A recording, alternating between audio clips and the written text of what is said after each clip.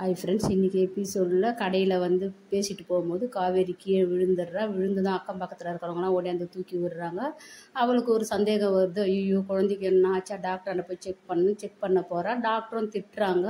எழுதி கொடுத்த மாத்திரையும் சாப்பிடல, அவங்க அக்காவுக்கு கொடுத்த சத்து மாத்திரைங்களை வாங்கி சாப்பிட்டுக்கின்னு இருக்கிறா. இப்படி இருக்கும்போது எப்படி பாப்பா ஃபார்ம் ஆகும்?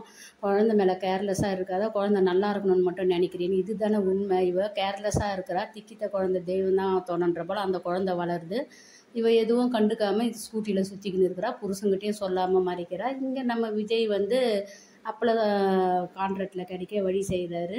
பேசி இந்த கான்ட்ராக்ட் கிடைக்க உதவி பண்ணுங்கன்னு சொல்லிட்டு, அவருக்கு எப்பவுமே ஒரே மனசு, தான் மாமியார் குடும்பம், தான் பொண்டாட்டி குடும்பம் நல்லா இருக்கணும்ன்ட்டு விஜய் எப்பவுமே தட்டிக்க முடியாது. இந்த அக்கறையில் காவேரி தான் கேர்லெஸ்ஸாக இருக்கிறா. இங்கே நல்லா அப்பா பொண்ணு பசுபதியும் ராகினியும், உலகத்திலே இப்படி தான் ஒரு அப்பா பொண்ணு இருக்கணும்.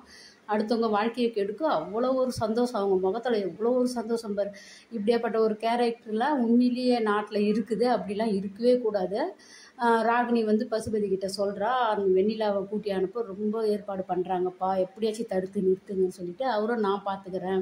அந்த பொண்ணும் ஃபைட் தான்ப்பா பண்ணுறா. ஆனால் இருந்தாலும் விஜய் காவேரி நினச்சி தான் பண்ணுறான். காவேரி அந்த வீட்டுக்கு வந்துடக்கூடாதுப்பான்னு சொல்கிறான். எல்லாத்தையும் நான் பார்த்துக்கிறேம்மா, யார் வந்தாலும் நான் பார்த்துக்கிறேன்னு. அடுத்த எபிசோடில் வந்து அவங்க மாமா வந்து தான் அவரை கற்றுக் கொடுத்து அவரை அசிங்கப்படுத்த வைக்க போகிறாரு. அங்கே நியாயமான மாமா, இங்கே வந்து பட போகிறாரு. அடுத்தது எபிசோடில் என்ன நடக்குதுன்னு பார்க்கலாம். குமரனோட அம்மாவும் அப்பப்போ குத்தி காட்டினாலும் சூப்பராக குத்தி காட்டுறாங்க காவேரியை. புருஷன் கூட போய் புருஷன் கூட வாழுன்ட்டு அந்த பாட்டி சொல்கிறதெல்லாம் கண்டுக்காதனே கேர்லெஸ்ஸாக இருக்கிறா காவேரி. அந்த சாரதம்மாவும் வந்து நானா வாழ வேணாம், நான் சொல்கிறேன் பட்டும் படாமல் சொல்லுது இன்றைக்கி எபிசோடில். பட்டும் படாத சொன்னால் ஒரு பொண்ணு முடிவு எடுக்க முடியாது. ஆனால் இருந்தாலும் எடுக்கணும். ஏன்னா ஒரு குழந்தை வயிற்றில் உண்டாயிட்ட பிறகு இவ முடிவு அம்மா மற்றவங்களெலாம் எதிர்பார்க்காம தான் குழந்தைக்காக இவ முடிவு எடுத்து தான் ஆகணும். தான் புருஷன் கூட போய் தான் ஆகணும். அடுத்தது எபிசோடில் என்ன நடக்குன்னு பார்க்கலாம். Bye by.